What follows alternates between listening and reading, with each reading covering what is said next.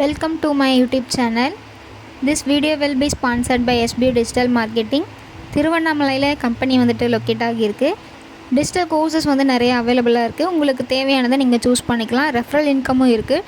24/7 சப்போர்ட்டும் இருக்குது. நீங்கள் டீட்டெயில்ஸ் வேணும்னா இந்த நம்பருக்கு கான்டாக்ட் பண்ணுங்கள். The struggle to find courses that truly speak your language, it's finally over. Welcome to EduQuest, where learning is made just for you. At EduQuest, we bring you a wide range of online courses, from career building programs to skill boosting masterclasses, all in your regional language. Because we believe language should never be a barrier to success. Our courses are tailor made after understanding what today's learners really need. So why wait? Start learning the smarter, simpler way only with EduQuest. Visit eduquest.courses and explore your next course today. And hey, don't miss out on our exciting offers and promotions. Hi guys, இந்த மாதிரி இடத்துல தான் வந்து காளான் கிடைக்கும். நம்ம மழை பெஞ்சதுனால காளான் தேட தான் போகிறோம். ஃபஸ்ட்டே வந்துட்டு நமக்கு காளான் கிடச்சிச்சு. ஒரு 3 காளான் கிட்டே கிடச்சிச்சு. அது எல்லாமே நான் வீடியோ எடுக்கலை, 1-2 மட்டும்தான் எடுத்தேன். அதை வந்து நான் உங்களுக்கு ஷேர் பண்ணுறேன். அது வந்து பார்த்திங்கன்னா எப்படி நல்ல காளான் கண்டுபிடிக்கிறதுனா, அதோடய வேர் வந்து ரொம்ப லென்த்தாக இருக்கும், ரொம்ப நீட்டமாக இருக்கும். அதுதான் நல்ல காளான். இப்போ கூட ரீசெண்டாக நியூஸில் வந்துட்டு காளான் கெட்ட காளானை சாப்பிட்டுட்டு விஷ காளானை சாப்பிட்டுட்டு ஹாஸ்பிட்டலில் அட்மிட் ஆகியிருக்கேன் அப்படின்ற மாதிரி நியூஸில் கேள்விப்பட்டேன். ஸோ நல்ல காளான் எப்படின்னு ஐடென்டிஃபை பண்ணிக்கோங்க. நல்லா ஒயிட்டாக இருக்கும், ரொம்ப லென்த்தாக இருக்கும். அதோடய வேர் வந்து பார்த்திங்கன்னா ரொம்ப லென்த்தாக இருக்கும். பாருங்கள், நான் வீடியோவில் காமிச்சிருக்கேன். அந்த மாதிரி லென்த்தாக இருக்கும். கட் பண்ணிவிட்டு தண்ணியில் போட்டு நல்லா வாஷ் பண்ணிக்கோங்க. 1 or 2 times வாஷ் பண்ணிக்கோங்க. பாருங்கள் எவ்வளோ ப்யூர் ஒயிட்டாக இருக்குது.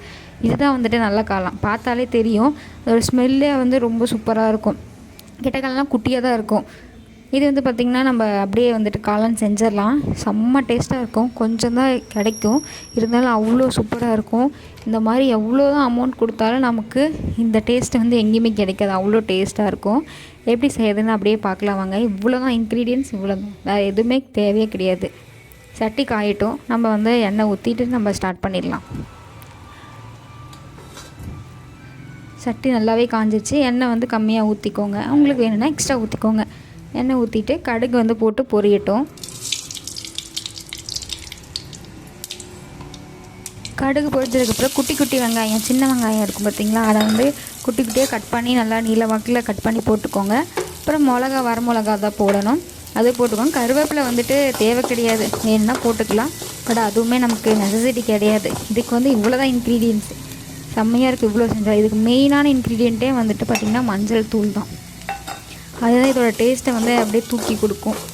இப்போ வந்து வெங்காயம் நல்லா வணங்கட்டும், அது வரைக்கும் வெயிட் பண்ணுங்கள். வெங்காயம் வணங்கினதுக்கப்புறம் நான் சொன்ன மாதிரி மஞ்சள் தான் இதோட டேஸ்ட் என்ஹான்சர்னே சொல்லலாம். நல்லா போட்டு மிக்ஸ் பண்ணிக்கோங்க. மிக்ஸ் பண்ணி அந்த மஞ்சள் ஸ்மெல் வந்து போட்டும் வெயிட் பண்ணுங்கள், அது போகிற வரைக்கும்.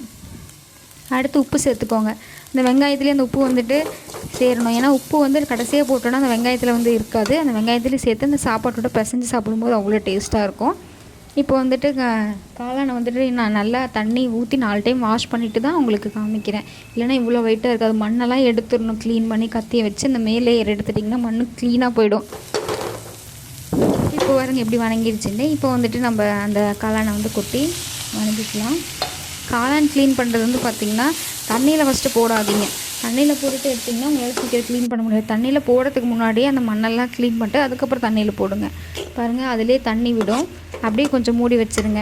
அப்படி தண்ணி வந்து கம்மியாக இருந்துச்சுன்னா லைட்டாக நம்ம வந்து ஊற்றிக்கலாம். அது வேகணும். காளான் வேக லேட் ஆகும், வெயிட் பண்ணுங்கள். நார்மல் நம்ம கடையில் வந்து கிடைக்கிற காளான் சீக்கிரம் வந்துடும். ஆனால் இந்த நேச்சுரல் காளான் வந்துட்டு லேட் ஆகும். அதுலேயே வந்து வேக வச்சாலும் வைக்கலாம்.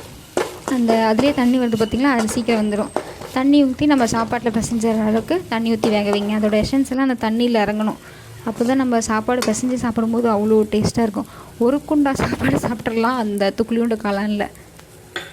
அவ்வளோதான், ரெடி ஆகிடுச்சு. காலையிலையும் சாப்பிட்டுட்டு மதியத்துக்கும் நான் வந்து இது தான் சாப்பிட்டேன். அவ்வளோ டேஸ்ட்டாக இருந்துச்சு. எனக்கு ரொம்ப பிடிக்கும். கமெண்ட் பண்ணுங்கள். பாய்.